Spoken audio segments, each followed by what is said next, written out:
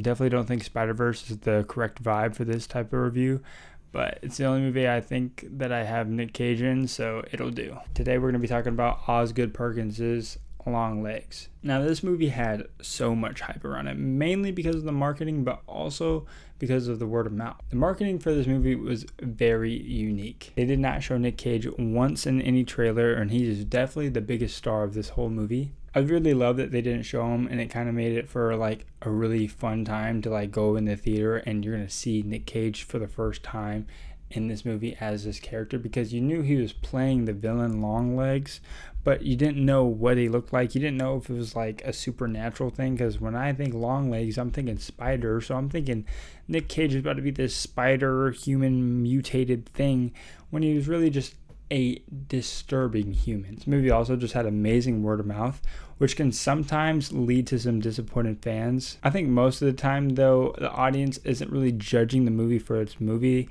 They're judging it for what they wanted and what they expected when they walked into the movie.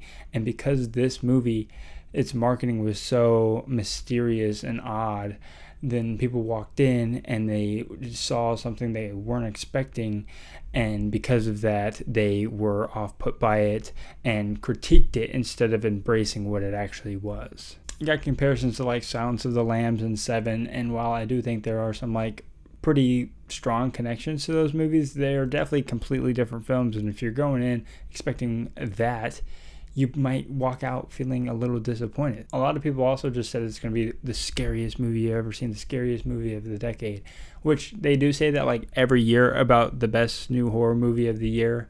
And while I do think Longlegs was really terrifying for me, horror, comedy, whatever, it's all subjective. Film and art is subjective. Just because a movie was super scary to me doesn't mean it's going to be super scary to you, and that's completely fine.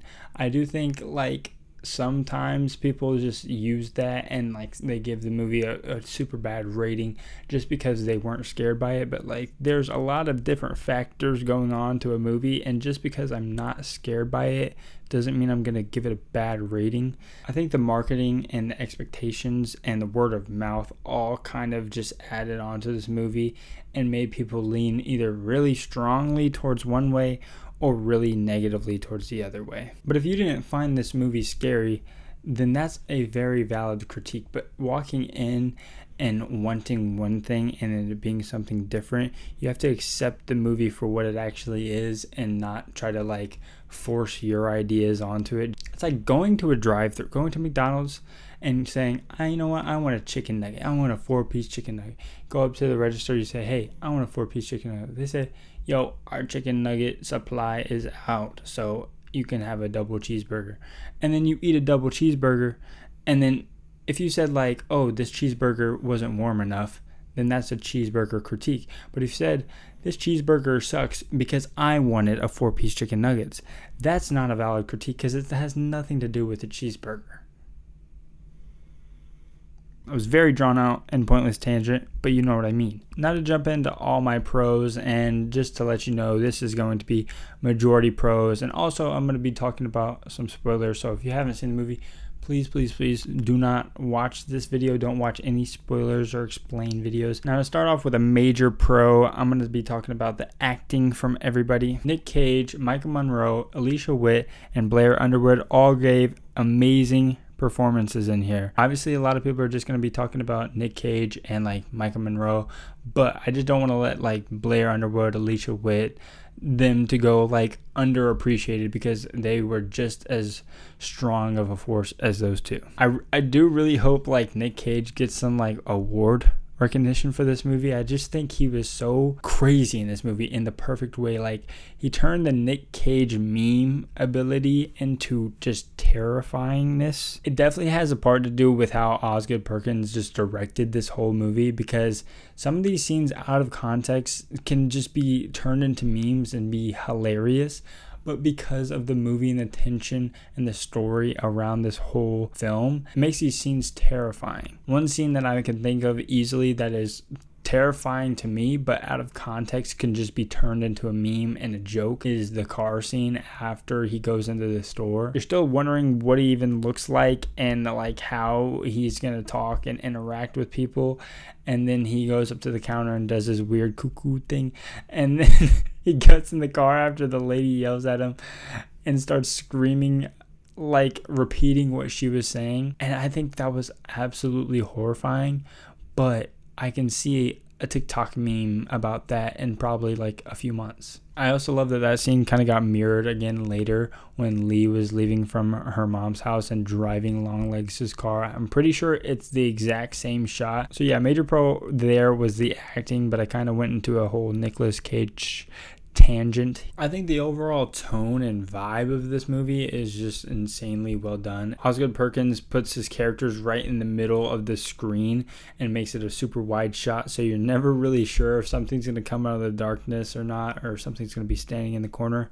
And there's a few times where something is there and it's absolutely horrifying. That just makes every shot full of tension, and I really loved that. It definitely helps to see this movie twice. I think you pick up on little things that you probably should have noticed the first time around that definitely help and improve the story overall. Now the story here I thought was super well done, obviously, but I did think the first and second act of this movie were like the best parts. I do think the third act kind of gets a little too messy in the end, and also just doesn't end as well as the movie just started. I think a great opening is like an amazing thing, but also it's just like hard to ever live up to that, because the opening of this movie and the middle of this movie are just so amazing that the finale is really hard to get perfectly right to where you feel very satisfied. I really liked the ending, but I didn't love the ending. I truly loved the first hour and 10 minutes of this movie probably, and I think the last 20 to 30 minutes of this movie just got a little convoluted and messy comparing to the first half. There's also just a few choices I didn't really love, like the showing of the devil I thought was kind of like weird, because like obviously we know who's behind it all. I thought the twist with the mom was pretty well done. I think some people were saying, oh, I kind of predicted it, I kind of knew something was off with her. I think the difference is I don't think this movie like relied upon that twist, and I honestly think they were intentionally showing us that there's something off with the mom. Even Lee definitely knew something was going on. I just don't think she wanted to admit it. She was scared of the truth. She was obviously very intuitive. She was called half psychic in the movie. I overall really loved the mom being the accomplice, and even the reveal of that I thought was amazing. So overall, I really loved Longlegs. I had super high expectations going in, and this movie somehow exceeded them, which rarely happens. The movie terrified me. I was scared. It's not very jump scary. It's just so creepy and eerie, and Nicolas Cage's character just stuck with me in my brain. So overall, I'm going to give Longlegs an A-. But just let me know. I want to hear all of your guys' thoughts down in the comments below. Thank you so much for watching, and bye-bye.